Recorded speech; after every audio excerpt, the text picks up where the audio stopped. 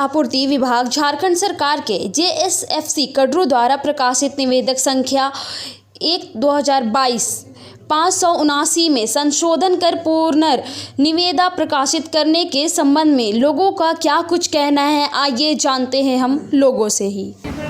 खाद्य आपूर्ति विभाग झारखंड सरकार के JSFC कड़रू में इसका ऑफिस है, उसके द्वारा टेंडर निकाला गया है। जो गरीब को राशन मिलता है चावल वगैरह, उसका जिला से प्रखंड मुख्यालय तक ले जाने के लिए उसका ट्रांसपोर्टिंग का, परिवहन का।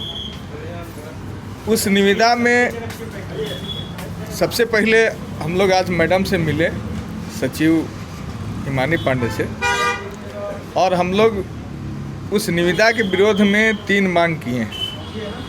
एक ये है कि उस निविदा में एक शर्त इस वर्ष नया जोड़ा गया है, जिसके हिसाब से है कि DSD भाग नहीं ले सकता है। DSD का मतलब होता है कि जैसे हम लोग प्रखंड का जो परिवहन का हम लोगों का काम है, तो वो भाग नहीं ले सकता है, जो एकदम भारत का मौलिक अधिकार का हनन है। सीधा सीधे कि जब DSD हम लोग सिमिलर नेचर का काम करते हैं, इवन कि बहुत ऐसे ज़िला में जहाँ पर GFC ठेकेदार का सस्पेंशन हो गया है, उसका निलंबन हो गया है, तो वहाँ DSD ही टैग करके उस काम को अंजाम दे रहा है। क्या 3 बातें आपने रखी थी? एक है कि DSD को उस निविदा में भाग लेने दिया जाए। दूसरी यह है कि उस निविदा में 2 करोड़ का टर्नओवर मांगा गया है, और वो भी चावल का ही भी किसी भी स्टेट का।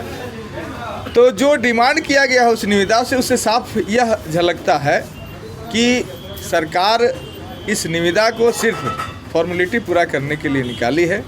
इसमें उसी निविदा में भाग लेने वाले आदमी को मिलेगा निविदा जो पहले से कार्यरत है ऑलरेडी, दूसरा कोई भाग नहीं ले सकता है।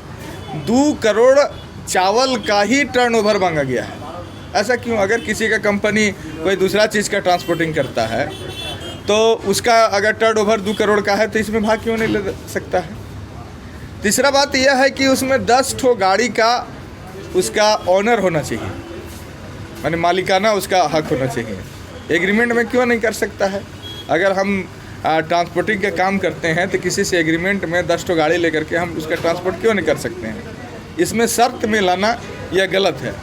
और एक बात हम बता देना चाहते हैं कि यह सरकार सिर्फ वैसे कंपनी के लिए निविदा प्रकाशित की है जिसके विरोध 500 करोड़ का घोटाला का आरोप लगाया गया है।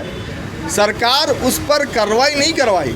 क्या कुछ मांगे हैं आपकी, और अगर मांगे पूरी नहीं होती तो आगे की रणनीति क्या कुछ होगी? आगे की तो न्याय का सपोर्ट करेंगे, सपोर्ट लेंगे न्याय का, क्योंकि जो ये नियम शर्तें लगाया गया है, ये मतलब क्या बोलते हैं, गोलमाल है ना।